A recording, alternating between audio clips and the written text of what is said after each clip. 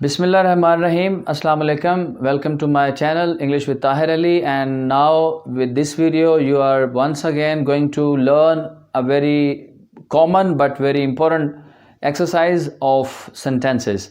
आज हम सीखेंगे ऐसे sentences जिनमें possession का इजहार होता है, ऐसे sentences जिनमें हमें possession जाहिर करनी होती है किसी चीज़ की के ऊपर। तो आपको कौन से वर्ड्स का इस्तेमाल करना है आज आप ये सीखेंगे। और वो पोजेशन वर्ड्स जो हैं इन helping verbs, in the sphere of helping verbs, वो हैं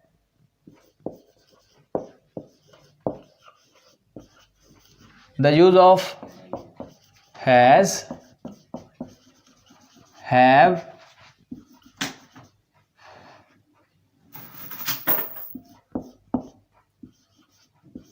हैड,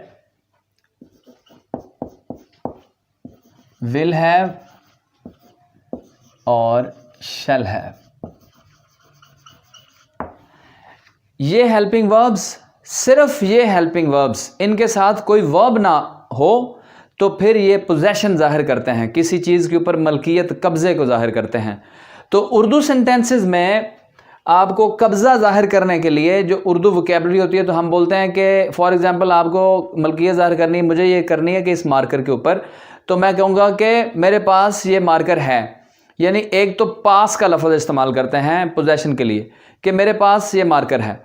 अगर हम देखें तो एक और भी वोकेबलरी होती है सेंटेंस की उर्दू में, मैं एक मार्कर रखता हूँ, ये भी मलकियत को ज़ाहिर करता है। मेरे पास एक मार्कर है, ये भी मलकियत को ज़ाहिर करता है। मैं एक मार्कर का मालिक हूँ, तो ये भी मलकियत को ज़ाहिर करता है। तो ये तीनों जो sentence vocabulary in Urdu, all these sentences will take just one type of helping verbs that are has, have, had, will have, shall have.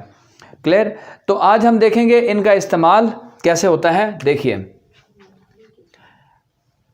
Number 1, present tense में हमें पता है, और अगर नहीं जिन बच्चों को, जिन दोस्तों को पता, तो वो देखिए कि प्रेजेंट के अंदर जो हम हेल्पिंग वर्ब पोजेशन के लिए इस्तेमाल करते हैं वो हैं हैज़ और हैव।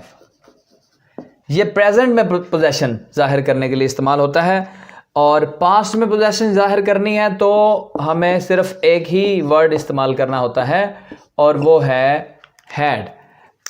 पास्ट में पोजेशन जाहिर करनी है तो हमें हैड का इस्तेमाल करना है। इसी तरह से अगर हमें फ्यूचर में पोजेशन जाहिर करनी है तो उसके लिए हम इस्तेमाल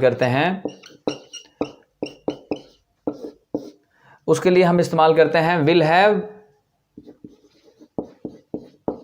या शैल हैव। ये तीन हम टेंसेस में मलकियत जाहिर कर सकते हैं। अगर आपको मौजूदा ज़माने में मलकियत जाहिर करनी है तो ऑफ कोर्स उनकी जो उर्दू होगी वो क्या होगी, उर्दू सेंटेंसेस में आएगा है, हैं। अगर पास्ट में मलकियत होगी तो उसकी उर्दू आइडेंटिफिकेशन में आएगा था, थी या थे। फ्यूचर में अगर मलकियत जाहिर करेंगे तो आपकी उर्दू सेंटेंस की क्लोजिंग होगी होगा, होगी, होंगे। ये हो गया जी tense wise in helping verbs का इस्तेमाल। अब आप कुछ सेंटेंसेस इनकी एक्सरसाइज के तौर पर एग्जाम्पलरी आप सीखेंगे, जहाँ से आपको पता चलेगा कि किस तरह से आप इनका इस्तेमाल कर सकते, कैसे सेंटेंसेस होंगे। अच्छा, अब इसमें 2 वर्ड्स हैं और इसमें भी 2 वर्ड्स हैं। इनका थोड़ा सा मैं आपको बता देता हूँ जिससे आपको वाज़ेह रहेगा। हैज़ जो है ये सिंगुलर नाउन के ऊपर, सिंगुलर जो सब्जेक्ट होगा, सिंगुलर जो नाउन होगा, उसके साथ आप हैज़ का इस्तेमाल करेंगे, और हैव आप इस्तेमाल करेंगे जिस जो नाउन जो है वो प्लूरल है, या प्लूरल नाउन है या प्लूरल प्रोनाउन है, उसके साथ आप हैव इस्तेमाल करेंगे। हैड तमाम तरह के सब्जेक्ट्स के साथ आएगा, सिंगुलर नाउन हो, प्लूरल नाउन हो, और तमाम तरह के प्रॉपर नाउन, कॉमन, सब के साथ। और इसी तरह से विल हैव और शैल हैव पास्ट में, फ्यूचर में, इसके लिए भी आपने बस एक बात का ख्याल रखना है, आई और वी के साथ सिर्फ आप शैल का इस्तेमाल करेंगे, बाकी सब सब्जेक्ट्स के साथ आप विल का इस्तेमाल करेंगे। तो सेंटेंसेस कुछ देखिए एग्जाम्पल के तौर पर। सेंटेंस नंबर 1 हम पहले इसको देखते हैं। प्रेजेंट के अंदर आपको अगर कोई पोजेशन जाहिर करनी है तो देखें, जैसे मेरे पास एक कार है, ये सेंटेंस है।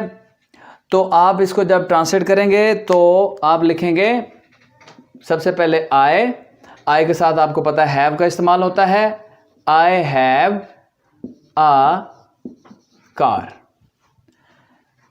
ओके, अगर सब्जेक्ट सिंगुलर है, जैसे मेरे की बजाय हो उसके पास, तो आप यहां पर सिर्फ सब्जेक्ट चेंज करेंगे, ही लिखेंगे। तो ही के साथ आपको क्या करना है, क्योंकि ही सिंगुलर है तो आपको क्या करना है, हैज लगाना है, he has a car.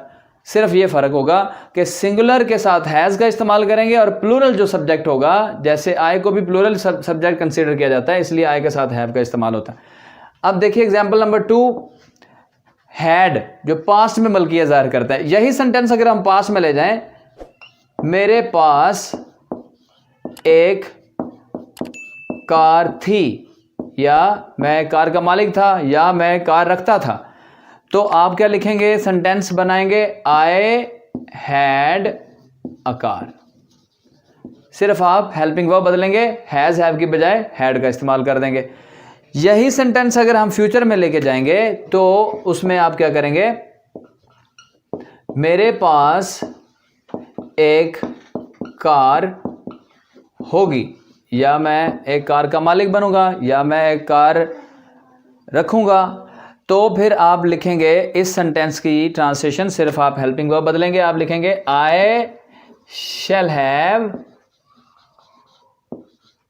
A car. Clear?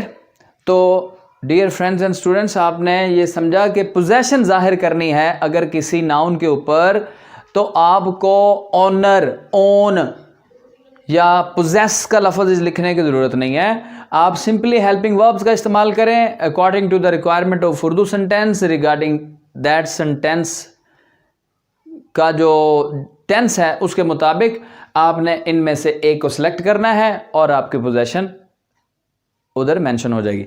ठीक हो गया जी। इसी तरह से अगर आप इन सेंटेंसेस की नेगेटिव, यानी आपने बताना है पोजेशन नहीं है, नॉट करना है, नेगेटिव बनाना है, तो आप इन्हीं हेल्पिंग वर्ब्स के बाद नॉट लगा देंगे तो वो सेंटेंसेस हो जाएंगे नेगेटिव में। ये आप अंडरस्टूड बात रखें कि किसी भी सिंपल सेंटेंस को नेगेटिव बनाना है तो उसकी हेल्पिंग वर्ब के बाद जस्ट आपको नॉट ऐड करना है बस, और कुछ नहीं करना है। किसी भी सिंपल सेंटेंस को नेगेटिव बनाना है तो उसकी असल हेल्पिंग वर्ब के बाद नॉट लगा देना है। तो इसी तरह से अगर आपको कहना है मेरे पास एक कार है, आई हैव अ कार, मेरे पास एक कार नहीं है, I have not a car, मेरे पास कोई कार नहीं है तो आप बोलेंगे I have not a car. मेरे पास एक कार थी, आई हैड अ कार, मेरे पास एक कार नहीं थी, I had not a car. और मेरे पास एक कार होगी, I shall have a car, मेरे पास कोई कार नहीं होगी, I shall have not a car. Clear? तो ये हो गया। अगर इसी तरह से आपने इंटेरोगेटिव बनाना है इन सेंटेंसेस को, तो भी आपने याद रखना है कि यही हेल्पिंग वर्ब सेंटेंस के शुरू में आ जाएंगे तो वो उसके इंट्रोगेटिव सेंस हो जाती है। जैसे कि आपने कहना है आई हैव अ कार, तो आप करेंगे हैव आई अ कार, क्या मेरे पास एक कार है, तो ये उसका इंट्रोगेटिव सेंस हो जाता है। ये भी एक अंडरस्टूड है कि सिंपल सेंटेंस के अंदर से हेल्पिंग वर्ब को उठा के शुरू में ले आते हैं जब, तो वो सेंटेंस इंट्रोगेटिव हो जाता है। और सिंपल सेंटेंस की हेल्पिंग वर्ब के बाद अगर आप नॉट पुट करते हैं तो that sentence is converted into negative sentence. तो उम्मीद करता हूं कि आपको ये बड़ी सिंपल और बड़ी मुफीद एक्सरसाइज की और सेंटेंस वोकैबुलरी की समझ आई होगी। इसके ऊपर भी आपको ऑरली या रिटन कोई मिनिमम 100 सेंटेंस की प्रैक्टिस करनी है, ताकि वो आपके जहन में सेंटेंसेस उतरें और बैठें और मौके की मुनासबत पर आप उनको डिलीवर कर सकें, बोल सकें।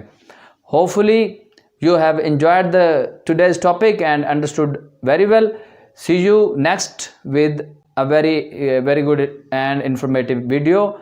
तब तक के लिए बाय बाय, अल्लाह हाफिज़।